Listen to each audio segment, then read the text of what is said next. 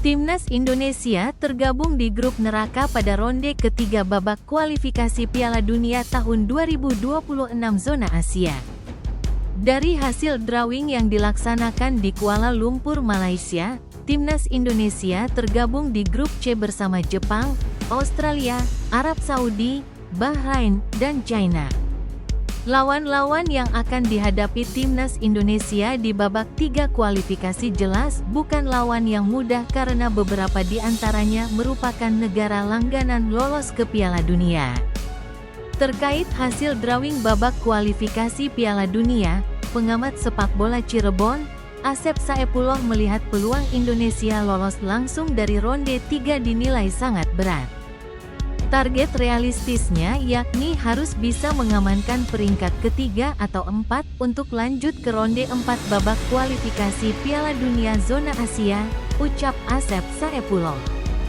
Ia menambahkan, lini belakang harus menjadi perhatian serius Shin Tae-yong dalam menatap babak kualifikasi ronde ketiga, karena lini belakang beberapa kali sering melakukan kesalahan dan kesalahan sendiri.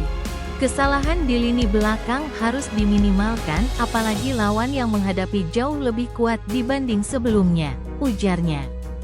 Selain itu lini depan juga harus dievaluasi karena menjadi salah satu titik lemah timnas saat ronde kedua, dan sangat minim kontribusi gol, serta sering membuang peluang.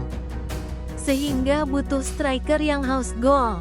Ya, kita kemarin sudah melihat drawing Piala Dunia ya di zona Asia, di mana Indonesia termasuk ke grup neraka, grup di mana negara-negara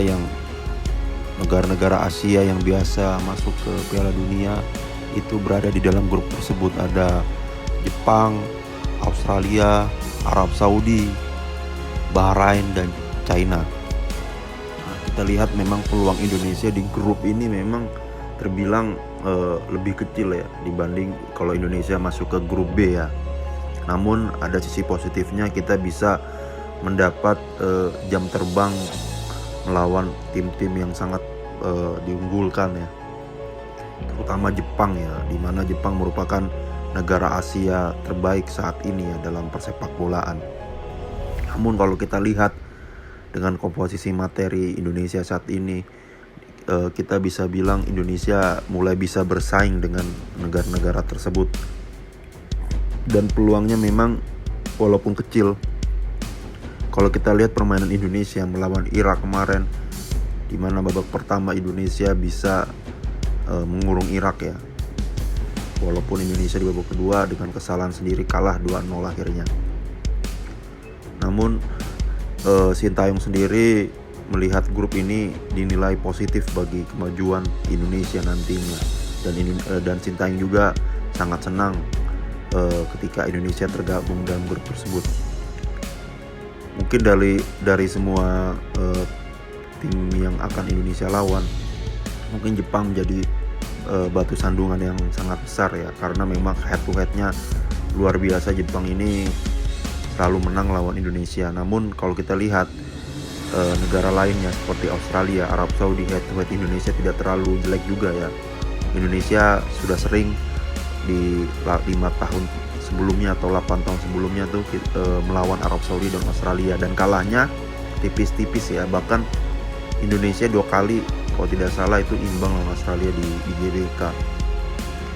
Begitu juga ketika lawan Bahrain, Indonesia pernah menang 2-1 dengan komposisi materi timnas Indonesia hanya pemain lokal ya. Kita ingat golnya BP dan Budi Sudarsono di GBK itu mengantarkan Indonesia mengalahkan Bahrain.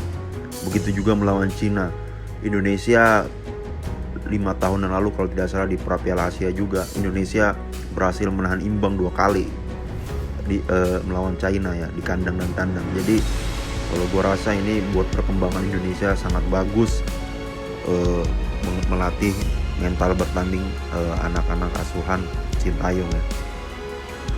Di laga pertama di grup neraka tersebut, di tanggal 5 September Indonesia akan bertandang melawan Arab Saudi ya, negara yang dimana Cristiano Ronaldo saat ini bermain di liga tersebut, di Liga Arab Saudi. Kemudian di tanggal 10 September Indonesia home melawan Australia. Dan kemudian bermain lagi di 5 November dan 10 November tandang melawan Bahrain dan China.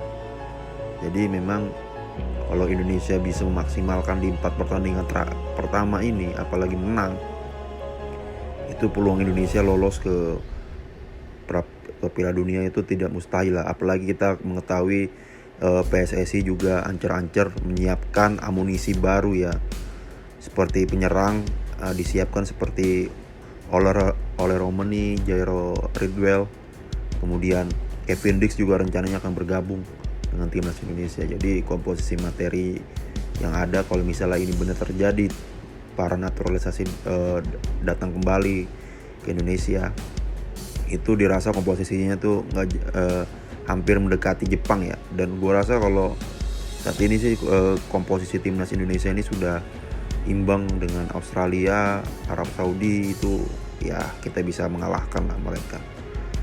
Dan Indonesia menjadi kuda hitam yang diperhitungkan di grup ini ya. Terbukti ketika setelah hasil drawing itu Jepang, Australia, Arab Saudi semuanya berkomentar mengenai komposisi timnas Indonesia saat ini ya. Dan mereka nggak main-main ketika berjumpa melawan Indonesia. Terima kasih.